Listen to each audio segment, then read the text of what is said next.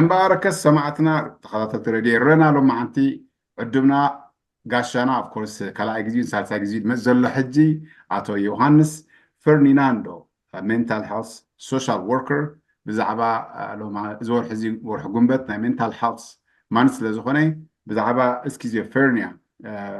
ادهيبنا اتوكيرنا كنزاربنا سوخا او اكسبرتس لزخوني انتايو بزي حمامزي نقدر تلنا مثيل لما بخبري عندما يوانس فرينا عندهم قال حمزها وقعد حنصنع كامكيل نعخان سمعت خان أبالات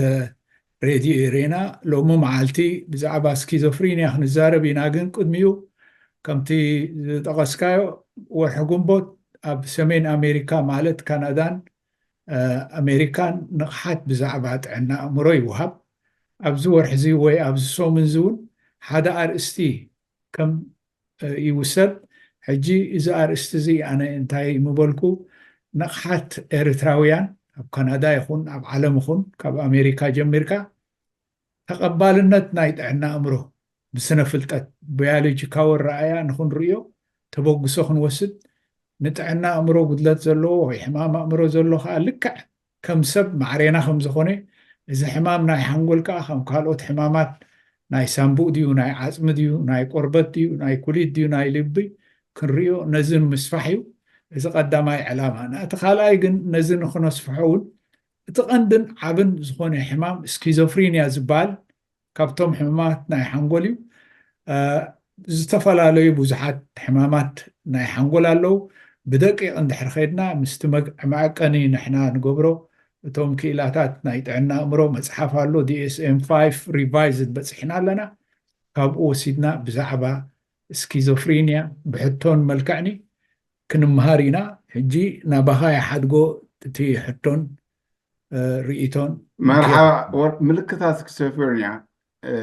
እንታይ እዩ ላይክ እንታይ ዓይነት ምልክታት እዩና ሓፈሽኡ ሕጂ actually define ምግባር ወይ ከዓ ንዑ ምጥቃሱ እንታይ ማለት እዩ ስኪዞፍሬንያ መብዛሕት ግዜ ሲ ልሙድ ኣይኮነ ኣብ ሕብረተሰብና ብፍላይ ኣብ ሃገርና ዝተፈላለዩ ቃላት ክህልዎ ክእሉ እስኪ ብዛዕባኡ ንእሽተይ ኣብርሃልና እንታይ እዩ እንታይ ዓይነት ሕማም እዩ ፅቡቅ እዚ ሕማም እዚ ዓለም ለኻዊ ስኪዞፍሬንያ ንብሎ ንምንታይ እቲ ቃላት ኩሉ ግዜ ክወራረስ ኣለዎ እቲ ትግርኛ ኹን ካልኦት ቃላት ባዮሎጂካዊ ወይ ናይ ሳይንስ ወይ ናይ ሕክምና ቃላት ካብ ኩሉ ሓልፍ እዚ ስኪዞፍሬንያ ዝበሃል ቃል መጀመርያ ብዛዕባኡ ዝፈለጠ ሓፈሻዊ ጀርመናዊ ሳይኪያትሪስት እዩ ኣብ 1904 ንመጀመርያ ስኪዞፍሬንያ ኢልዎ ስኪዞፍሬንያ ከዓ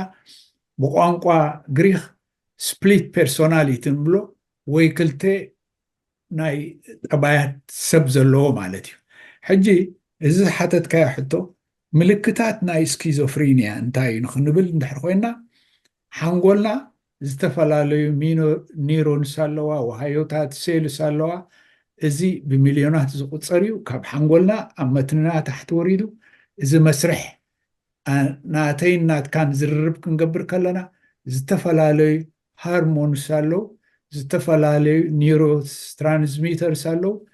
ልክዕ ይጋጠም ማለት እዩ ግን ስኪዞፍሬንያ ዘለዎ ሰብ ሓሙሽተ ህዋሳት ናቱ ይዘናበል ማለት እዩ ናይ ምርኣይ ናይ ምሽታት ናይ መሓስ ሕጂ ስኪዞፍሬንያ ከመይ ዝኣመሰለ ምልክታት እዩ ክንብል እንድሕር ኮይና 200 ኣብ ካቴጎሪ ክንቆርፆ እንድሕር ኮይና ኣብ መስርዕ እቶም ዓበይቲ ዝበሃሉ ናይ ስምዒት ሕማማት ኣለዉ ናይ ሸቓሎት ሕማማት ኣለዉ ንኣብነት ዲፕሬሽን ኣሎ አንዛይቲ ዲስኦርደር ኣሎ ትሮማ ኣሎ ባይፖላር ዲስኦርደር ንብሎ ኣሎ ብእንግሊዝና ክንገብሮ ናይ ግድን ተወራራሲ ክኸውን ኣለዉ ሕጂ እቲ ምልክታት ናይ ስኪዞፍሬንያ ምስ ዕብዳን ናይ ሓደ ሰብ ሳይኮሲስ ንብሎ ብእንግሊዝ ዕብዳን ክብል ከለኹ እቲ ኣወንታዊ ቃል እዮ ዝህቦ ዘለኹ ሕጂ ሓደ ሰብ ስኪዞፍሬንያ ዘለዎ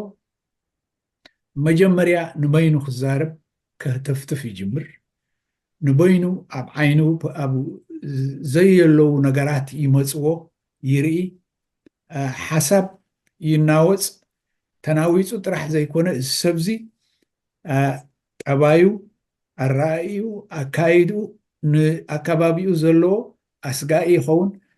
እዚ ምስ ኮነ ናይ ግድን ሕክምና እንድሕር ተወሲዱ ኣብ ፅላለ ይኣቱ ወይ ኣብ ዕዳን ይኣቱ ኣብ ደገ ይነብር ሕጂ ዶፓሚን ዝበሃል ኣሎ زي نزع زي وي هارمون زي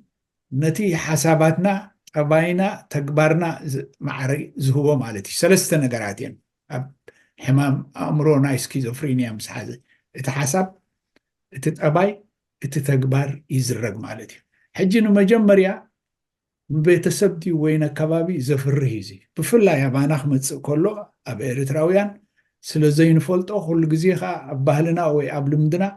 ሓደ ሰብ ወይ ጥዑይ ወይ ፅሉል ማእከላይ ዝበሃል የለን ንኣብነት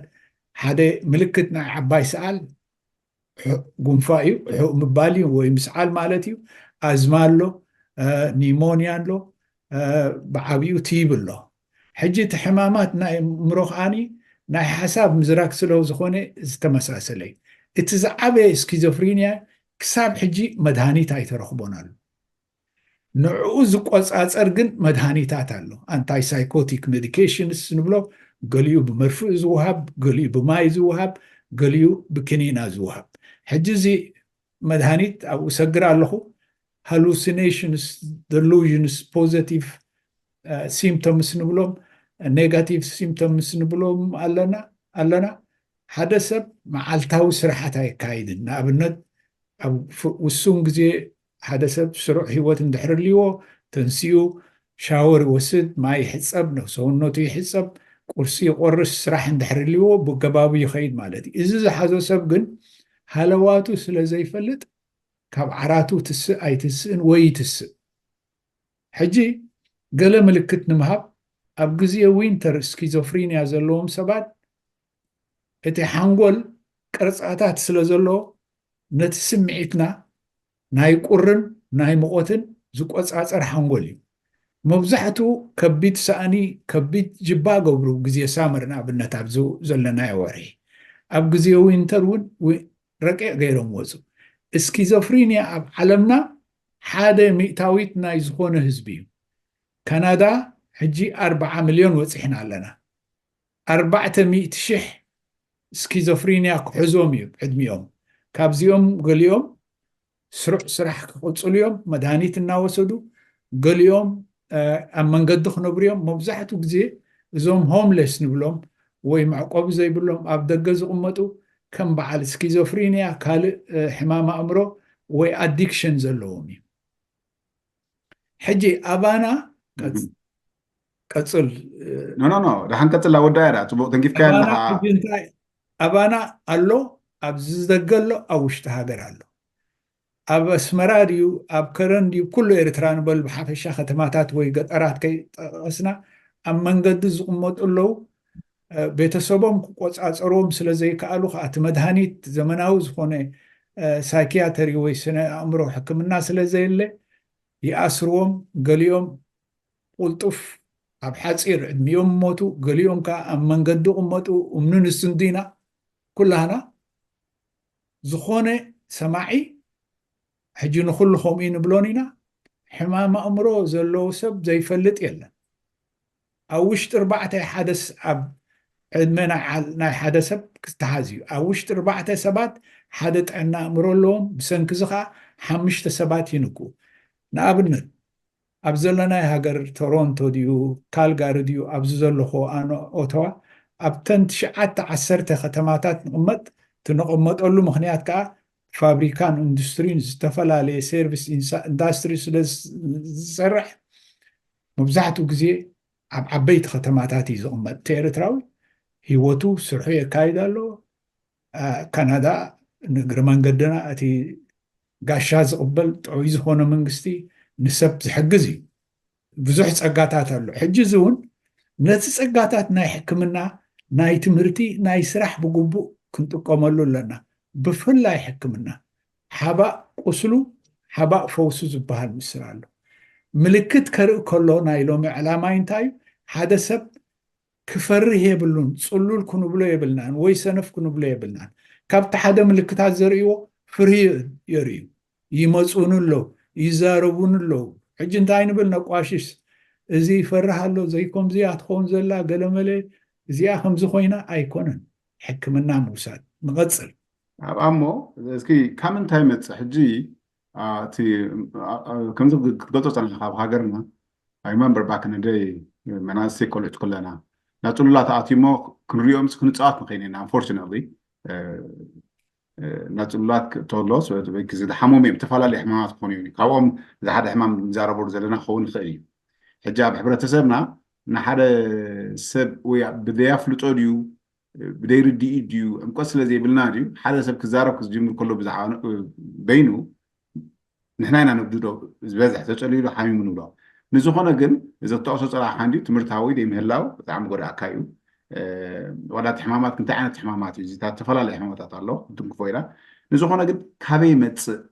إزيس كسرني بوت حتى بستفعل من قديمت ويجينا له ودي قبيته سبع له ودي ولا كاب حبرته سب ديو what is it هذا مخنيات نسي بغليلو ساينس لكع كامنتاي خمز مزاي أيفلتني جن كابتن ببزبزي حزلو حنقولنا تا كنفلت زي كالنا كومبلكسيا ود سبب الساعات زي عبيو حكم الناس ناخده كسب انتليجنس انتاخات بلون تفتيرو له ترانسبلانت ناي كوليتي يقبرالو ناي ليفر يقبرالو حساب ناي لب يقبرالو نحنقول جن العيلو تسكيمو حديث كالي ناي سبكب أبز درجة يبصحنان من البات أبز متسعين فلطون حجة مدهانيتي نزحتت كاي حتو كابتن زوهابا 4-5 مخنيات قدمكم تتبلون نبركا بولدو حلف جينس نابنت حدا بون دحر ليو ويحانتد قالو تخؤلوتات كحلف جن نزي زدرخوخا اتي اكبابيو environment كالاي اتا سبيتي اب غزيه تنسا انتاي شجر نيرو انا ابنت حجي بعل منانجايتس مالاريا نتي تنسي اب غزيه عشل كنخو يخلي ازي حدلو كابو اتي قندن بمنتاي يمصن نبلو ولا تفلال يخون حدا بزي ناي كيميكال امبالانس مزن بالات نزوم كتقسم صنحكو نسوم مستناوصو دوبامين ناتكاخ بزح كله حنقولكا يزرق مالتي ثالثاي كاب قرصانا حنقول ونزبللو اب غزيه ጥንስን ሕርስን ዝመጽእ ሽግራት ነዚ እውን ነቲ ኣከባቢ ምስኡ ፀቕጢ ክመጽእ ከሎ ነቲ ሕማም ይግንፍሎ ገለገለውን ኣብ ገሊኡ ወርሓት ዝውለዱ ህፃናት ብብዝሒ ስኪዞፍሪንያ ምስ ዓበዩ ስለ ዘምፁ እዚ እቲ ቀንዲ ምክንያት ስለዚ ወለዶ ኣከባቢ ኩነታት ሕርሲ ግዜ ፀሓያት ፀቕቲ እዚ ይግንፍል ማለት እዩ ሕጂ ነቲ ስኪዞፍሪንያ ሓደ ካብ 100 ስለ ዝበልና ኣብ ዝኾነ ሕብረተሰብ ንኣብነት ሕብረተሰብ ኤርትራ ኣከባቢ 6 ሚልዮን በፂሕሎ ንብል ኣብዚ ውፃእ እንደገን ዘሎ በተን ናይ ዩኤን ኣብ ውሽጢ ኤርትራ ዘለዋ ብደገ መፅናዕቲ ዝገብራ ናይ ዚረፍዩ 6 ሚልዮን እንድሕር ኮይና ብውሕዱስ 60,000 ስኪዞፍሪንያ ክህልወና ሕጂ ዝኸመይ እዚ ኣብ ኤርትራ እዛ ክትብላ ፀናሕካ ቀደም ማንኮምያ ንብላ ሕጂ ቅድስቲ ማርያም እያ ትበሃል ወይ ፀፀራት ንብሎ ወይ ፅሉላት ንብሎ እቲኣ ዘረባ ፅሉል ኣሉታዊ እያ ናይ ሓንጎል ሕማም ዘለዎ ምባል እያ ኣነ ዝመርፅ ኣብቲ ኤርትራ ሓንቲ እያ ንሳ እውን እኹል ሕክምና መድሃኒት የብላን ክንደይ ሳይኪያትሪስት ክንብል ኣይንኽእልን ሓደ ዝነበረ ክንዝክሮ ዘለና ዶክተር ፍፁም ካብ ዓዲ እንግሊዝ ዝኣተወ ሳይኪያትሪስት እዚ ሓኪም ናይ ስነ ኣእምሮውን ኣብ ማእሰርቲ እዩ ዘሎ ብዚ ግዜ እዚ እግዚኣብሔር መውፅኦ ይሃቦ ሕጂ እንታይ ዝብል ኣብቲ ካልኣይ ፍወሳ ክንኣቱ እንድሕር ኮይና ሓደ ቀዳማይ መድሃኒትን ምኽርን እዩ ብዝምዕቡል ሃገር ሳልሳይ ከዓ እቲ ሰብ እንታይ ዓይነት ስራሕ ባዕቑ ምገብር ኣብ ዘለናዮ ካናዳ መሰል ናይ ሕሙማት ውሱን ስለ ዝኾነ ዲስኣብሊቲ ቤነፊት ይወስዱ ምስቲ ገዛውን ቀንዲ መዕቆቢ ይወሃቦም ምስኦም ዝሰርሑ ኣለዉ ብዙሓት ግን ኣብ መንገዲ ይቕመጡ ብፍላይ ናትና ኤርትራውያን ስለ ዘይቅበልዎ መወዳእታት ሕማም ምስ ሓለፈ ከም ዝቁስል እንድዩ وسلخا قلطيفካ እንተዘይሓዊኻ ትምሽምሽ ካንጋሪን ክመፀካ ክእል ካንሰር ክመፀካ ክእል እግርኻ ወላ ኢትካ ቁርፅ ክእል ኣብ ደገ ዝቕመጡ ኣለውና ብዙሓት ከዓኒ መድሃኒቶም እናወሰዱ ክሳብ ስራሕ ዘካይድ ኣለዉ ሕጂ እዚ እዩ እቲ ሕማም ከዓ ኣብ ደቂ ኣንስትዮን ኣብ ደቂ ተባዕትዮን ይፈላለዩ ኣብ ደቂ ኣንስትዮ ዝያዳ እዩ ንመጀመርያ ካብ 17 ወይ 18 ክሳብ ዕድመ 24 እዩ ምልክታት ዘርኢ ኢርሊ ሳይኮሲስ ንብሎ ኣብ ደቂ ተባዕትዮ ኣብ ደቂ ኣንስትዮ ካብ 24 ክሳብ 34 ይመፀን ማለት እዩ ስለምንታይ እዚ ፍልልያት ዘለዎ መንጎ ክልተ ጀንደር እዚ ፅቡቅ ሕቶ እዩ እንታይ ህዋሳት ናትና በበይኑ እዩ ጓል ኣንስተይቲ ፀባ ኣለዋ ህፃን ተፍሪ ሓንጎላን ናይ ምንኣስን ምዕባይን ዝበሃል ነገር ኣሎ ሕጂ እዚ ነቲ ምጥቃዕ ናይቲ ሕማም ብሰንኪ ተፈጥሮ ንገሊኡ ይቕልጥፎ ንገሊኡ ይድንጉዮ ካልእ ምክንያት ዝበሃል እውን ድራግስ ወይ ማሪዋና እውን ስኪዞፍሪኒያ የምፅእ ዝብል መፅናዕትታት ኣለዎ እዚ ጭብጢ ይኮነን ግን ብሰንኪ ማሪዋና ወይ ድራግስ ከዓ ሳይኮሲስ ወይ ዕብዳን መፂዎም ኣብ መንገዲ ዝነብሩ ኣለዉ ብፍላይ ናይ ኤርትራውያን ሰበብ ናይቶም መንእሰያት ከምኡ እዩ ካልኣይን ክንፈልጦን ዘለና ብዙሕ ሃሉሲኔሽን ድምፂ ስለ ዝሰምዑ ሕጂ መጀመርያ ፀላኢ ዝገብሮ ነቲ ቀራባ ቤተሰብ እዩ ከምኡ እዩ ዝገብር እቲ ሕማም ካልኣይ ድምፂ ስለ ዝህቦም ንኣብነት ኣብቲ ከባቢና እንድሕር ንዓኻ ዝፈልጠካ እንድሕር ኮይኑ እቲ ድምፂ ይነግሮም እዩ ዝዛረብዎም ኣለዉ ገሊአን ደቂ ኣንስትዮ ይኮና ገሊአን ሰብኡት ሚካኤል ዶ ዮሃንስ መፂኡ ቀትለካ ኣሎ ይብሎም ገሊኦም ኣብ ኣፓርትመንት ሕጂ ዝፀጥፉ ኣለዉ ብሰንኪ ስኪዞፍሪኒያ ድዩ ዲፕሬሽን ድዩ ካልእ ሕማማት ኣይንፈልጥን ግን እቲ ድምፂ ምስ ረበፆም ይፀጥፉ ፅራሕ ዘይኮነ ሰብ እውን ኣብ ጥቕኦም ዘሎ በቲ ከባቢኦም ዘሎ ከይቅተሉ ይቆትሉ እዮም እዚ ክንፈልጦ ኣለና ኦኬ እሞ ኣብዚ ሕጂ ሲ ቤዚክሊ ሰዓት ዘለካ ኣብዚ ሰዓት እዚ መድሓኒት እውን የብሉን ንዑ ዘዝሕል ወይ ዝከታተል ምንተይን ዝገብር መድሓኒት ዘሎ ኢኻ ዘለካ ምስቴክን መድሓኒት የብሉን ንዑ ዝቆፃፀር መድሓኒት ሕጂ ብግቡእ ክትወስዶ ኣለካ እቲ መድሓኒት ንሕና ኣይንፈትዎን ኢና እንታይ ኢና ንብል ኣብ ልዕሊኡ መርፍእ ወጊኦም ከፀልሉኻዮም እንድሕር መድሓኒት ናይ ሕማም ኣእምሮ ወሲድካ ከዓ ንክትወልድ ክትምርዖ ይትኽእልን እዚ የለን መዓት ስኪዞፍሪኒያ ዘለዎም ሰባት ይምርዓውን ይወልዱን እዮም ግን እቲ ምውላድን ምጥናስን ከዓ ምስ ሓኪም ተዛሚድካ ክኸውን ኣለዎ ናይ ባሓቂ ኣብዚ ሕጂ ጎኑ ጎኑ ኣብ መንጎ ቅዛነትን ዲፕሬሽንን እንታይ ርክባት ኣለዎ ኣበይ ይራኸብ እዚ ሕጂ ኣበይ ይራኸብ እዚኣ ፅብቕቲ ሕቶ እንድያ ስኪዞፍሪኒያ እቲ ዝዓበየ ሕማም ኣእምሮ ኢልና ሕጂ ዕብዳን ወይ ሳይኮሲስ ዝብሎ ኣሎ ዲፕሬሽን 980 ካብ ሚእቲ ከም መጠኑ ትቆፃፀሮ ወይ ይሓዊ ግን ናይ ዲፕሬሽን ፍሉይ ዝገብሮ እንታይ እዩ ተስፋ ምቁራፅ ስለ ዘሎ ሆፕለስነስ መብዛሕትኦም ሱሳይድ ዝገብሩ ወይ ነፍሲ ቅትለት ዝገብሩ ዲፕሬሽን ዘለዎም ሰባት እዮም ተስፋ ምስ ቆረፁ ዓለም መወዳእታ የብላይን ስቅያትን እቲ ምስማዕን ክስታይ ምስ በዝሖ ነፍሱ ይቐትል ብኸመይ ይቐትል ይሕናቕ ድዩ ይፀድፍ ድዩ ኣብ ገዝኡ ገለ በሬኪና ድዩ ፈውሲ ሰትዩ ይመውት ማለት እዩ ኣባና ከዓ ይረአ ኣሎ ምስቲ ቁፅርና ብዙሕ እዩ ሕጂ ኣብ ሕብረተሰብና ኣይነ ከምዚ ዓንተይ ተንከፍካዮ ሜቢ ኣብ ደጋጅ ቁርትለይ ምስቲ ናይ ዌስተርን ምዕባለታት ትምህርታዊ ምፍላጥ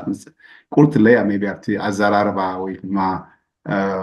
ሓሚሙሎ ተፀሊሉ ኢልካ ተፀልሎ ኣብኳ የለና ናብ ደገ ብፍላይ ደሓን እዩ ሕብረተሰብ ድብል ብኣይ ወገን ንሓደ ሰብ ወይ ወዶም ድዩ ወይ ጓሎም ድዩ ወይ ዘመዶም ድዩ ሓዊ ኣብ ከምዚ ዓይነት ኩነታት ከምዚ ዓይነት ምልክታት ክሪኡ ከሎ እንታይ ተገብሩ ሓይሽካ ተኣምን ንስኻ መጀመርያ እቲ ሎሚ ትምህርቲ ንህቦ ዘለና ነቲ ውልቀ ሰብ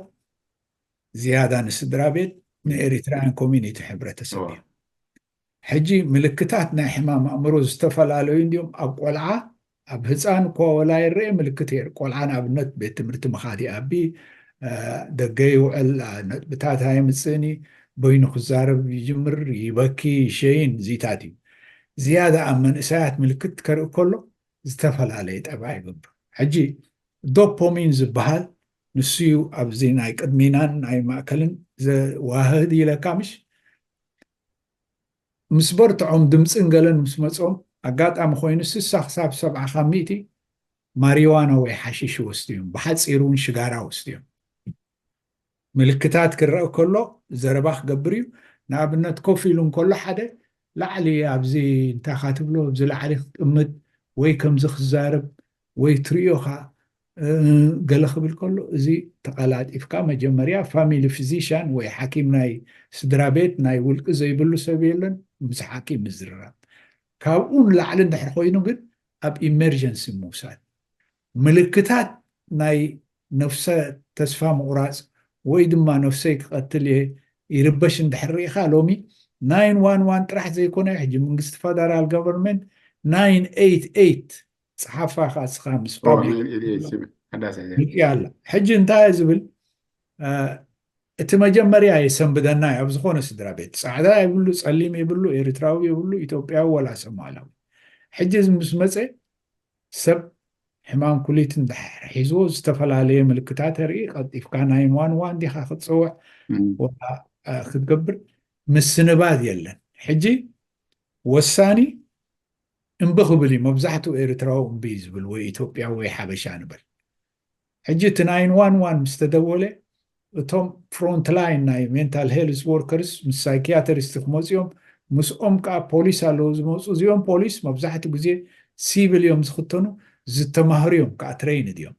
ሕጂ ክናጎፅ ክተሃራረም ስለጅምር ሒዞም ኣሲሮም የምፅዎ ማለት እዩ ንኽኣስርዎ ይኮነን ኣብ ኢመርጀንሲ ምስ ምፅዎ ክተሃረም ገለ እንድሕር ኮይኑ ብመርፍእ መድሃኒት ይወስድ እቲ ብመርፍእ መድሃኒት ዝህብ ቀልጢፉ ኣብቲ ሲስተም ናብ ኒውሮንስ ብደም ስለ ዝኣቱ ብኡ ምክንያት እዩ ድሓር ኣብ 3 መዓልቲ ገለ ቁሩብ ምስ ሃድአ ሕክምና ቀፃሊ ይገብር ሕጂ እንታይ እቲ ነገር ነቲ ሕክምናዊ ስርዓት ናይ ሜንታል ሄልዝ ኣብ ዝኾነ ሆስፒታል ናይ ኣካላዊ ወይ ፊዚካል ኩነታት ኣሎ ናይ ሜንታል ሄልዝ ኢመርጀንሲ ኣሎ ኣቐዲሞም እዮም እውን ዘእትውኻ ኣቐዲምካ እውን ደው ኢልካ እንተ ነገርካ ከምዚ ወድና ንምፅእ ኣለና ግን እታ ዝሓሸት ንኤርትራዊ 911 ምስ ዘበሉ እቶም 911 የዋህዱኻ ሕፅረት ናይ ቋንቋ እንተለኻኒ ኣስተርጎምቲ ኣለዉ ኩሉ ግዜ ኣምሓርኛ ዲዛረብ ኦሮሞ ድዩ ብሌን ድዩ ትግረ ድዩ ኩናማኹን ወላ ካልእ ቋንቋታት ኣምሓርኛ ይኹን ስለዚ ነቲ ፀጋታት ንጥቀመሉ ናይ ጥዕና ከይዶም ጎይና ኣብኣ ሓተካ ሕጂ ገሊኦም ኣለዉ ኣሕዋትና በይኖም ዝነብሩ ኦፍኮርስ ኣብ ድናየል ብሓፈሽ እንተስተውዕልካሉ እቲ ድናየልካ ካብ ዘይምፍላጥን ወይ ድማ ሰብ ከይብለን ድመፅ ይመስለኒ ንስኻ ኮሬክት ሚ ኢፍ ኣም ሮንግ ኣብ በይኖም ዝነብሩ ኣሕዋትና ወይ ደቂ ኣንስትዮ ወይ ደቂ ተባዕትዮ ኩሉ ከለዉ እስካብ ክንደይ ሓደጋ ክገጥሞም ይኽእል ወይ ድማ ኣሎ ዶ ወይ በይኖም ክነብሩ ክእሉ ዶ ሰብ ደይብሎም መድሃኒቶም ዝወስዱ እንድሕርልዮም ብግቡእ ዝወፁ እንድሕርልዮም ኣክቲቪቲ ተግባር ስራሕ ድዩ ወላ ካልእ ነገራት ኦኬ ኣነ ንስኻ ንፈልጥ ዝኾነ ተሰማዓ ይፈልጥ ሕማም ኣእምሮ ፀኒሖም በይኖም ፀንሑ ገሊኦም መይቶም ዝርከቡ ኣለዉ ሬስኦም 2-3 ሰሙን ገሊኦም እውን ኣብ ቢልዲን ዝቕመጡ እንድሕር ኮይኖም ዘሊሎም ዝሞቱ ኣለዉ ገሊኦም እውን ኣብ ፖንተ ዝሞቱ ኣለዉ ገለ እውን ተሓኒቑ ገሊኡ እውን እዚ በረኪና ድዩ ገለ ፈውሲ ሰይኑ ዝሞታ ሓደጋ እዩ ሕጂ ፎርስ ገብሮ ዶም ሲስተም ሕጂ እንድሕር መድሃኒት ደይውስድ ኣሎ ብኸመይ ኢልካ ትፈልጦ ወይ ድማ ሕጊ ፎርስ ዝገብሮ ነገራት ኣሎ ዶ ሰብ እዚ በይኑ ክቕመጥ ኣይክእልን እዩ ኣብ ናይ ሜንታል ሄልት ወይ ቦታታት ክኸይድ ኣለዎ ዝብል ትፈልጦ ስኻ ኣብ ካናዳ ብናይ ካናዳ ይዛረብ ዘለና ሕጂ ኣሎ ዶ ክግበር ከኣል ዶ እወ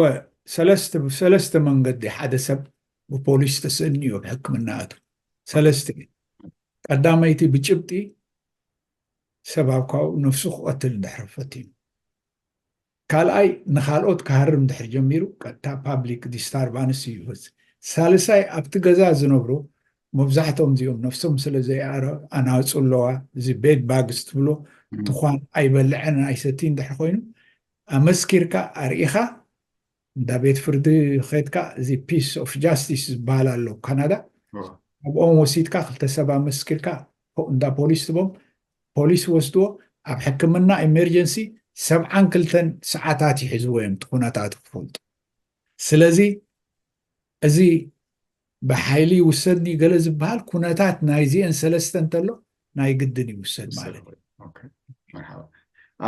ኣብ ሕብረተሰብና እውን ኣብ ገለገለ ዝውትራት ትረኣይ ኣለዉ ኣብ ዓዲ ኸይድካ ናይ ምፍዋስ ሓሚሙሎ ሞስኪ ዓዲ ክንወስዶ ማይ ጨሎት ክረክብ ዝበሃል ኣሎ እቲ ፀንሓና ባህሊ ልምድን ብኸመይ ትሪኦ እዚ ኸ እስካብ ክንደይ ለውጢ ይገብር ኢልካ ትሓስብ እዚኣ ብዘይ መጠን ኣከራኻሪት እያ ኣነ ኣይድግፋኒ ንምንታይ ዘይድግፋ መጀመርያ እቲ ትወስዶ ዘለካ ሰብ ኣብ ዓዲ ሕክምና ኣሎ ንኣብነት ንበል ኣብዚ ግዜ እዚ ሕክምና ናይ ሃገርና ናይ ካንሰር ይኹን ናይ ልቢ ምዕቡል ስለ ዘየሎ ወይ ብብዝሒ ስለ ዘይርከብ ካብ ደገ ወፂኡ ገሊኡ ሱዳን ድዩ ኢትዮጵያ ካብኡ ሓሊፉ ሰብ ዘለዎ ኣብ በዓል ካናዳን ኤሮጳን ካናዳን ኣሜሪካን መፂኡ ይፍወሳሉ ሕጂ ነዚ ሕማም ኣእምሮ ዘለዎ ብብዝሒ ክንብሎ ይንኽእልን ኣይነጋንኖን ብፍላይ ስድራ ቤታት ጌጋ ዝገብርዎ ዘሎ ብዘይ ቃል ዓለም ንድሕነቶም ንነፍሶም ወደይ ድራግ ይሰቲ ኣሎ ወደይ ሓንጎሉ ቢሉ ሕጂ እቲ ዘረባ እንታይ ኮይኑ እዩ ተፈዊሱ ድዩ ሰብ ቀኒኢልና ድዩ እዚ ዝበሃል ዘረባታት ኣሎ ነቲ ቆልዓ ወይ ነቲ መንእሰይ መጀመርያ መሰሉ ትገፍፍ ኣላ ዓዲ ወሲድካዮ ኣብ እንታይ ኻ ክትወስዱ ኣይናይ ሕክምና ኣለዎ ኤርትራ ንኽነካፍ ኢልና ዘይኮንና ነቲ ስርዓት ወላ ፖለቲካ ክንዛረብ ኣስመራ መፂኡ ካልእ ከተማታት መፂኡ እዚ ንዕኡ ክቆፃፀሩ ካብ ኢዶም ውፅእ ዝጠፍዎም እውን ነቆም ኣሎ እዚኣ ጌጋ ዓባያ ኣብዚ እቲ ሕክምና ይጥቀመሉ ኣይኸይድ ይበል ኣለኹም ምስ ሓኪም ወይ ሳይኪያትሪስት ሰማሚዖም እቲ መድሃኒት ዝወስዶ ነበረ ናይ ወርሒ ድዩ 2 ወርሒ ካብኡ ይሓልፍኒ እዩ ንምንታይ ስኪዞፍሪንያ ዘለዎ ሰብ ናብ ስኪዞፍሪንያን ምናልባት ናይ ደም ምርመራ ግበር እዩ ኣብ ወርሒ ድዩ ኣብ 2 ወርሒ ድዩ ኣብ 6 ወርሒ ከመይ ኢሎ ክረአ ሓኪም ካብ 2 ወርሒን ዝያዳ ኣይህብኒ ምስተወደ ወላ ኣብቲ ናይ ሕክምና ናይ እምሮ ናይ ሆስፒታል ድሕር ኮይዶም ምዕቡል ዝኾነ የለን ኣብኡ ዘሎ እቲ መርፊ ሃሎዶል ንብልዎ ወይ ድማ ትፈሳሲ ኣሎ እቲ ሃሎዶል ብክልትገሊ መድሃኒት ብመርፊእን ብማይኒ ብክኒናን ትህቦም ኢኻ ሃሎዶል ብፈሳሲ ይውሰድ ብመርፊ ይውሰድ ሕጂ እንታይ ዝብል እዚኣ በጃኻትኩም ወለዲ ወይ ፈተውቲ ወይ ስድራ ቤት መጀመርያ ምስ መፃና ኣነ ዝክር ኩላህና ግርህታት ኢና ኣብቲ ሰማንያታት ከምኡ ምስተናወፁ ገንዘብ ኣውፂና ዓዲ ንሰዶም ነርና ወላ እታ ኤርትራ ናፅነት ከይወሰደን ሕጂ እንታይ ዝብል እዚኣ ተግባር እዚኣ በጃኹም ንድሕነት ሰብ ኣይኮነ ንድሕነት ውላትኩም ኣይኮነ ገሊኡ ኣነ ገሊኡ ሕጂ ንዝን ክብል በርከይ ኣብ ብዙሕ ስለ ዝተሓባበር ከምዚ ዝርዝር ክህብ እንድሕር ኮይነ ካብ ኤርፖርት ዝጠፍዎም ኣሎ ካብ ካናዳ ሒዞሞም ክኸዱ ክንደይ ሽግር ተፈጢሩ ስለዚ በጃኹም ነቲ ጥቕሚ ናይ ሕክምና ነብሎ ቀሊል እዩ ትምህርቲ ንስድራ ቤት ዝውሃባሉ ንኮሚኒቲ ዝውሃባሉ ንውልቀ ሰባት ዝውሃባሉ ይቐኒየለይ ሓንቲ ላትኒ ኣፍኮርስ ኣርምታ ዘዘብናያ እንዲና መደብና ትከታተልዎ ዘለኹም ስኪዞፍሬኒያ ብዛዕባ ሜንታል ሄልት ማንዝ ጉንበት እዩ ንዛረብ ዘለና ምስ ኣቶ ዮሃንስ ፈርዲናንዶ ናይ ሜንታል ሄልት ሶሻል ወርከር ካብ ቦታ ካናዳ እዩ ምዚ ኣብ ተፈላለየ ጉዳያት ኣብ ሃገርና ዝነበረ ውግኣት ምስ ኢትዮጵያ ድዩ ሕሉፍ ድዩ መንእሰያትና ብዙሕ ሪኦም ድመፁ እዮም እዚ ዓይነት ድሕሪ ባይታ ኸ ፀገማት ተምፅኡ ዶ ኣብዛ ዓይነት ሕማም እዚ ትኾነ ዓይነት መፅናዕቲ ኣሎ ዶ ወይ ኣብ ምሻለካ ብሕማቕ መገዲ ዝመፁ ብሲንያ ድዩ ዋላ ውግድ ረኣዩ ርክባት ኣለዎ ዶ እዚ ኣብቲ ጂንስ ድዩ ወይ ምስቲ ኩነታት ናይ ሓንጎሎም ክንፍል ይኽእል ግን ኣብ ስደተኛታት ዝረአ ትሮማ ብዓን ሓደን ክሳብ ሎሚ 2024 ኣለና ናይ ወለዶ ኣነ ንስኻ ናትና ትሮማ ኣለና ብሓፈሻ ግን እዚ ካልኣይ መንእሰይ እቲ ስደት ናቱ ብዘይ መጠን ከቢድ እዩ ኣብ ቤት ማእሰርቲ ድዩ ነይሩ ኣብ ኩናት ድዩ ኣብ ቅድሚኡ ሰባት ድዮም ተቐቲሎም ጓል ኣንስተይቲ እንድሕር ኮይና ኣብ ልዕሊ ድንግልና ኣድዮ ዓመፃት ተካይዳ ብዙሕ እዩ ሕጂ እቲ ትሮማ እቲ ዓይነት ሕማም ኣእምሮ ምሽ ብዙሕ ኢለካ ትሮማ ኣብ PTSD ፖስት ትሮማቲክ ስትሬስ ዲስኦርደር ኣሎ መብዛሕትኡ እቲ ምስ ዝዛረቦ ዘለና ቶፒክ ናይ ራኸብ ኢኻ ትብል ወኩሉ ይተኣሳሰር እዩ ተኣሳሰሪ Well, I think ዮሃንስ ፈርዲናንዶ I think ተዚምና ኢና ኩሉ ሕቶ ትብሎ ተሊካ በዚ ናይ ሜንታል ሄልት ማንስ ሓፈሽኡ እንታይ ይመስል እንታይ ክንገብር ኣለና ከም ኤርትራውያን ኖት ስፔሲፊክሊ ብዛዕባ ስኪዞፍሬኒያ ከይኮነ ሓፈሽኡ እንታይ ክንገብር ኣለና ከም ሕብረተሰብ ኤርትራውያን ኣብ ደገ ዘለና ወላ ውሽጢ እውን ተሊካ ዕድል ክበካ እየ يغنيلي مكيل بحفشة أنت زبل نذوم سمعتي ناي راديو إرينا يخون خالد